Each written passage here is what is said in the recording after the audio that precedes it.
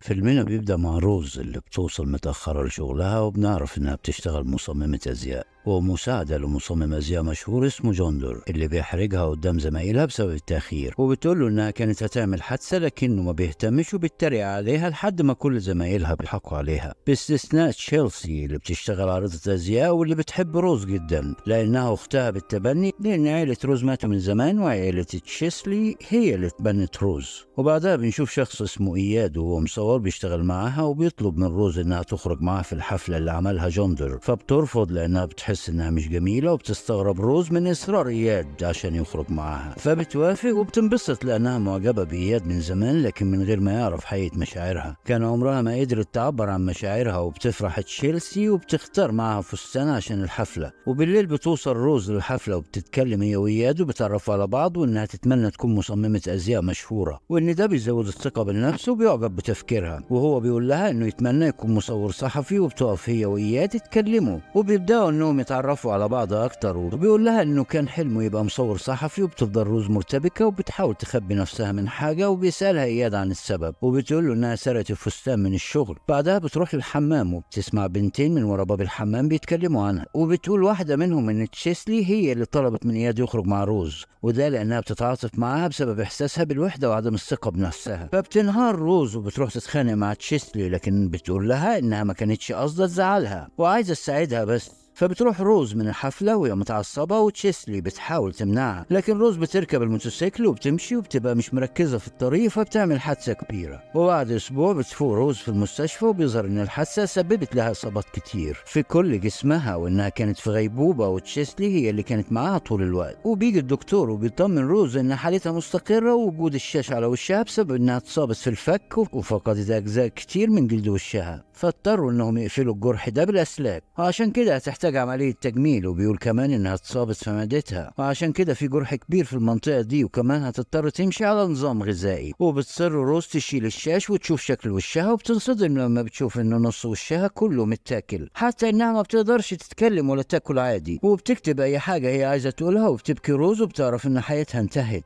وبتطمنها تشيسلي انها هتفضل جنبها ومش هتسيبها لغايه ما ترجع زي ما كانت واحسن. وبتزعل لما بتعرف انها اترفدت من شغلها، وبعد اسابيع بتخرج من المستشفى وبتاخدها تشيسلي تعيش معاها في بيتها لغايه ما تلاقي شغل تاني، وتلاقيها حاطط لها كل الاكل اللي هي بتحبه في الثلاجه. وبتقول تشيلسي ان اياد بيسالها عليها دايما، وان هو اللي بيساعدها، وجاب معاها حاجات روز من شقتها لشقه تشيلسي. وبتبدا روز تحضر الاكل لنفسها وبتاكل من خلال انبوب، وهي بتقلب رسائل البريد الالكتروني بتلاقي رساله من إياد اللي بتطمن عليها، لكنها بتطنشه بسبب اللي حصل في الحفلة ومش قادرة تسامحه. وبعدها بتلاقي روز رسالة من عيادة التجميل اللي بيعرضوا عليها انها تتعالج عندهم، وان العيادة السرية لان منظمة الغذاء والدواء رافضة نظريتهم لانهم بيشتغلوا ما وراء الانسانية، واللي بيكون محتواها ان الجنس البشري ممكن يتطور خارج حدود العقل والجسم لو عرفنا ازاي نستفيد منه. وفي مقابل تجربة مع المرضى بيديلهم تأمين صحي مدى الحياة ليهم ولعائلتهم. وبتقرر روز انها تزور العيادة، واللي بيكون مديرها هو الدكتور ويليام، وبيكشف على روز وبيقول لها انهم عملوا المركز ده عشان الحالات اللي زيها، وانه هيعمل عليها تجربة باستخدام الخلايا الجذعية. وبتقاطع روز اللي بتقول انها مش هتقدر تتحمل تكاليف العملية، فبيطمنها ويليام انهم مش هياخدوا منها اي فلوس في مقابل انها تسمح لهم يجربوا العملية دي عليها. وبتنصدم روز لما بتعرف انها من اوائل الناس اللي هتعمل العملية دي، وانها فار تجارب ليهم، ومع ذلك بتضطر انها توافق لانها مش هتقدر تتحمل تكاليف العملية في مكان تاني، وفي نفس الوقت مش هتقدر تواجه المجتمع بالشكل ده. وبيجي ميعاد العملية وبيظهر ان الدكاترة والممرضين لابسين لبس غريب وكمان خافين وشهم، وبيتم زرع جسم غريب في خد روز. وبعدها بشوية بنشوف اياد وهو راح يزور روز في المستشفى، لكن بيلاقيها لسه ما فاقتش من العملية، وهو ماشي بيوقفوا الدكتور ويليام وبيطلب منه يتكلموا في المكتب. وبعدها بشوية بتفوق روز، واول حاجة بتعملها انها بتشيل الشاش من على وشها، وبتنصدم من ملامح وشها لانها بقت اجمل بكتير، والجرح اللي في وشها ومعدتها اختفى. فبتفرح، فجأة بتحس بوجع شديد في معدتها، وفي الوقت ده بتسمع روز صوت جاي من عند حمام السباحة اللي في المبنى. ولما بتروح لهناك بتلاقي ممثل مشهور، وبتعرف انه بيتعالج في نفس المكان، وبمجرد ما بيحاول يقرب منها بيبدأ ينزف من بقه. فبتخاف روز لما بتحس ان هي السبب، وبتجري على اوضتها. وتاني يوم بيروح ويليام يطمن عليها، فبتحكي روز عن اللي حصل مع الممثل، لكن ويليام بيطمنها انها كلها تهيؤات، وبيسمح لها ويليام بالخروج بما ان حالتها حالتها بقت مستقرة، لكن لازم تلتزم بمواعيد المتابعة، وبيديلها دواء وبيقول لها ان ليه آثار جانبية وممكن يسبب لها هلاوس، وانها لو حست بالتعب لازم ترتاح، وبيديلها كمان مشروب معين عشان يساعدها على الهضم. وهي خارجة بتقابل تشيلسي اللي بتكون أول مرة تشوفها من بعد العملية، وبتنصدم تشيلسي من جمالها وبتفرح ان روز ترجع لحياتها الطبيعية تاني. وفي يوم بتسيبها تشيلسي وبتروح للشغل، وروز وهي قاعدة في البيت تبدأ ترسم تصاميم، وفجأة تتفاجئ ان اياد رايح يزورها وبينبهر بشكلها الجديد. وفي الاول بيعتذر اياد عن اللي حصل يوم الحفلة، وبعدها بيعرض على روز انهم يتعشوا سوا، لكنها بترفض، فبيحاول يحدد معاها ميعاد تاني، لكن روز بتقول له انها مشغولة وبتاخد الورد من ايده وبتقفل الباب. وبالليل بتخرج تشيلسي وروز للحفلة وبيقابلهم جوندور، وبمجرد ما بيشوف فستان روز بيعرف ان تصاميمها بتأكد انها فعلا موهوبة، وبيقرر يرجعها الشغل من تاني. فبيفرحوا البنتين جدا وبيقرروا يحتفلوا. اثناء الاحتفال بتتفاجئ روز بالشباب هم اللي حابين يتعرفوا عليهم عكس اللي كان بيحصل زمان، ولما بتقرب من واحد منهم بتتفاجئ بنفسها بتعمل حركات غريبة وبتجرحه في جسمه بايديها كأنها وحش.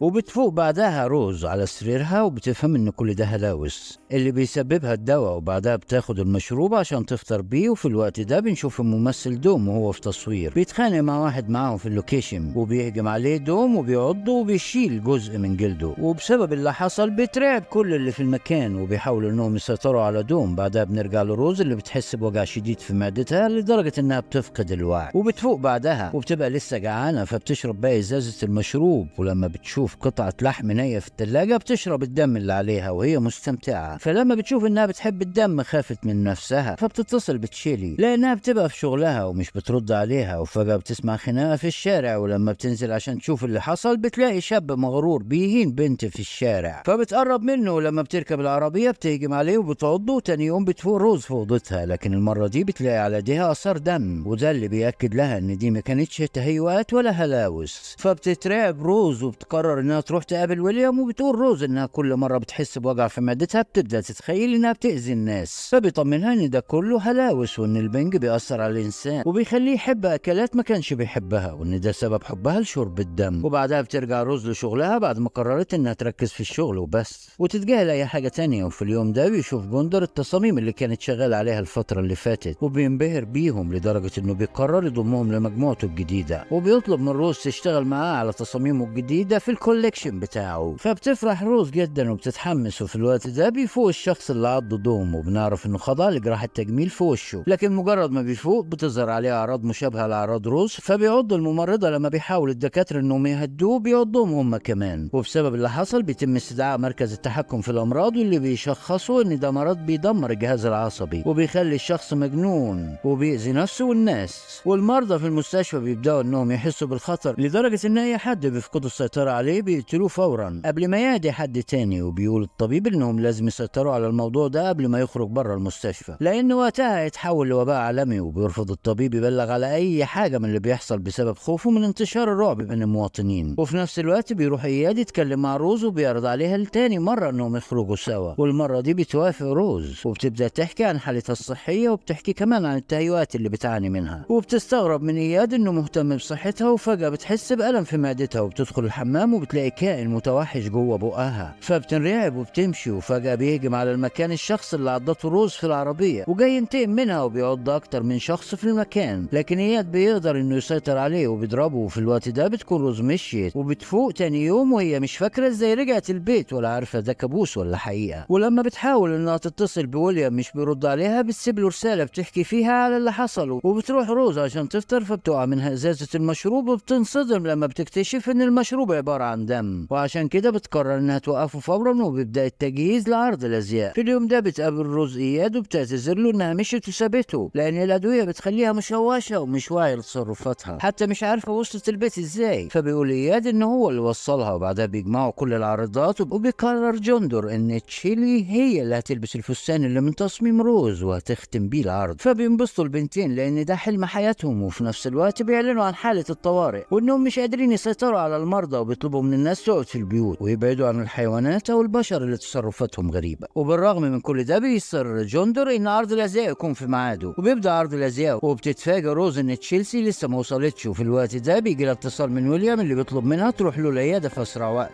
فبتقول روز إنها مشغولة دلوقتي ومش هتقدر تروح غير تاني يوم. وبعدها بتخرج تقف بره المكان عشان تحاول تكلم تشيلي. توصل تشيلي وبتحكي لزمايلها إنها كانت راكبة المترو وشافت ست غريبة واللي قربت منها وعضتها بدون سبب، وبيقولوا لها إن دي الست دي مجنونة وما بيهتموش لأنه ما حدش فيهم سمع عن الوباء. وبتكون روز واقفة بره وبتستنى تشيلي، وبتحس روز بوجع شديد في معدتها وبتقع على الأرض وبتتشنج. وبيشوفها 2 رجالة وبيبدأوا إنهم يصوروها وبيتريقوا عليها. وفجأة بيخرج كائن غريب من جسم روز وبيعض واحد منهم، فبيقع الراجل على الأرض وبيبدأ ينزف. وفي الوقت ده بيوصل إياد على صوتهم وبيضرب الراجل التاني وبيمسح الفيديو. وبعدها بيقلع الجاكيت بتاعه وبيحاول يسيطر على الكائن الغريب وبيعرف يتعامل معاه. وبعدها بيدي روز حقنة معينة وبيشيلها وبيرجعها الحفلة. وبعدها بشوية بتفوق روز وبيكون إياد عايز ياخدها للعيادة لكنها بترفض تروح قبل ما تحضر العرض. وبيبدأ العرض واللي بيكون ماشي كويس جدا، لكن في نص العرض بتظهر على تشيلي أعراض الوباء وبتبدأ إنها تعض الموجودين وبتعض جندر. وبتوصل الشرطة للمكان وبتقتل كل المصابين واللي بيكونوا من ضمنهم تشيلي. فبتنهار روز بسبب موت أختها، فبيشيلها إياد وبياخدها العيادة غصب عنها. ولكن بيقعد الاثنين وبيتكلموا مع الدكتور، وبتكون روز حاسة بالذنب وبتشك إن اللي بتشوفه مش تهيؤات وإن هي مصدر الوباء العالمي. فبياخدها هي وإياد وبيحبسهم في أوضة واحدة وبيبدأ يتكلم معهم عن طريق الإزاز. وبيقول لها إن إياد بيتعاون مع ويليام بعد ما ويليام أجره عشان يراقب روز بره العيادة. وبيحاول إياد يدافع عن نفسه وبيقولوا إنه كان بيعمل كده عشان معجب بيها، لكن روز مش بتصدقه وبيظهر إن ويليام شخص مجنون. وبيرمي على إياد دم كتير عشان يخلي روز تاكله، وبيشجع روز إنها تستسلم لإحساسها وتاكله. ولما بتسأله ليه عمل فيها كده بيقول لها إنه بيختبر على الناس تجربة الخلود وبيحقنهم بمادة عشان يعيشوا للأبد، والوحش اللي جواها هو اللي هيساعدها تبقى خالدة. وبيتفاجئ الاتنين ببكاء غريب معاهم في الأوضة، واللي بيكون جزء منه إنسان والجزء التاني وحش.